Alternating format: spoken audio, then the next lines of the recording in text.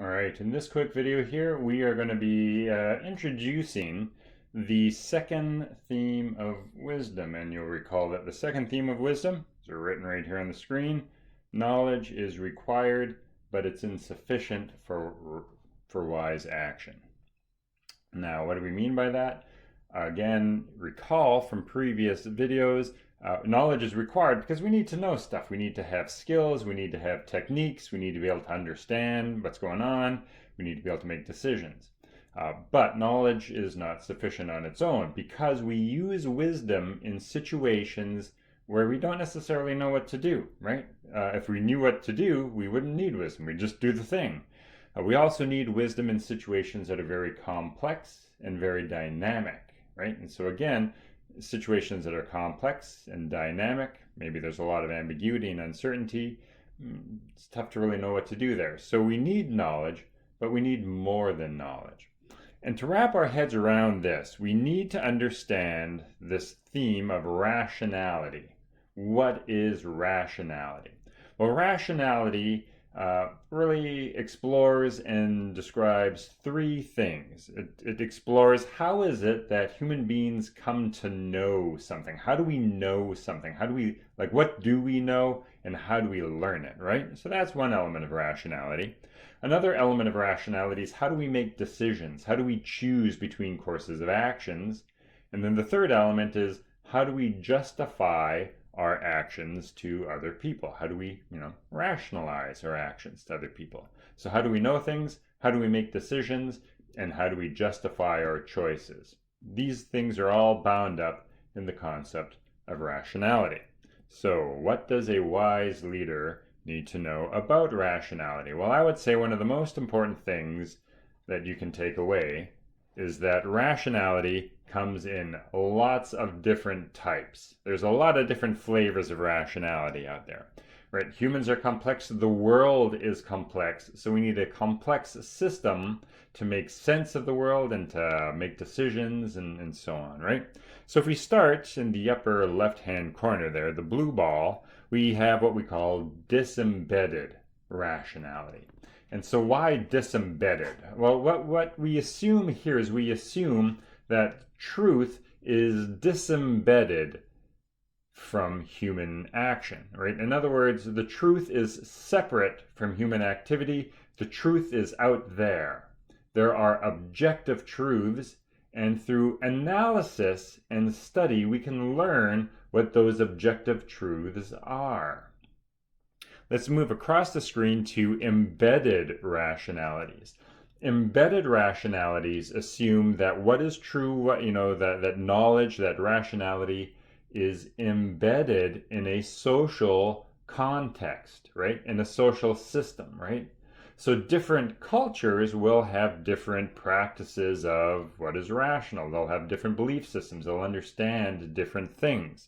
So if you want to know what's the right thing to do, you need to look specifically at the social context, the social situation, the environment that you're in, right? So the truth is embedded in the environment that you're in. So you need to understand your environment before you can really understand what's rational. If you look at the bottom left, that gold ball, we have embodied rationality. That means that the truth is in our bodies. We learn about the world through our visceral, physical experience with the world. We go through life. Our bodies and our minds go through the world and experiences certain things. And it's those experiences that we physically live through that gives us our sense of reality, that allows us to try to figure out and make sense of the world, right? And then that bottom right-hand corner, that orange ball there, is collective rationality. It's how do groups, when people come together, when you're in your student teams and you're trying to make sense of the assignment and trying to figure out what you're supposed to do, what are the ways that different groups can come together, make sense of their environment, and make collective decisions, right?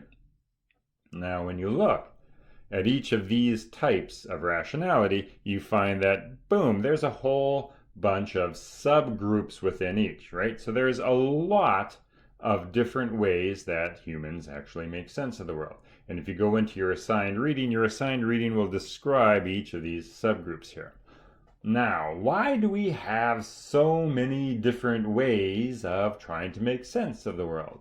Well, each of these ways, each of these methods of trying to make sense of the world, each of these forms of rationality have certain strengths. They see certain things very well.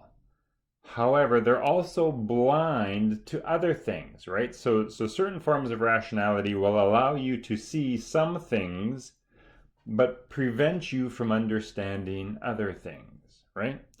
So if you can actually bring these different forms of rationality into dialogue with each other, if you can actually bring different people to the table who see problems from different perspectives, then the strengths of one type of rationality can compensate for the weaknesses of a different type of rationality. And the strengths of that different type of rationality can compensate for the weaknesses of the first rationality. And so if we can start to bring these different ways of viewing the world into dialogue with one another, we can achieve what we call practical reason, right? So practical reason is this ability to broaden our perspectives, to broaden our view of the situation and the environment that we're in. And we do that by using these different perspectives, these different forms of rationality. We bring them into dialogue so we see a bigger picture. And we'll often find that the most innovative solutions, the most out-of-the-box solutions, the way to crack the most difficult problems are often born from this process of practical reason, where we start to bring different perspectives into dialogue with each other. We start to play off the strengths of each of these different forms, and we come up with these unique solutions to problems that initially seemed insurmountable. So there's true power to this. All right, so if we look at the assigned reading is going to dive deep into these different types of forms of rationality. The class discussions, we're going to sort of dive into this, and we're going to look at these types of rationality in live systems, like in the real world. So we're going to discuss that, and we're going to get a really deep understanding about this. So I look forward to seeing you in the class discussions, and I look forward to seeing you next lesson.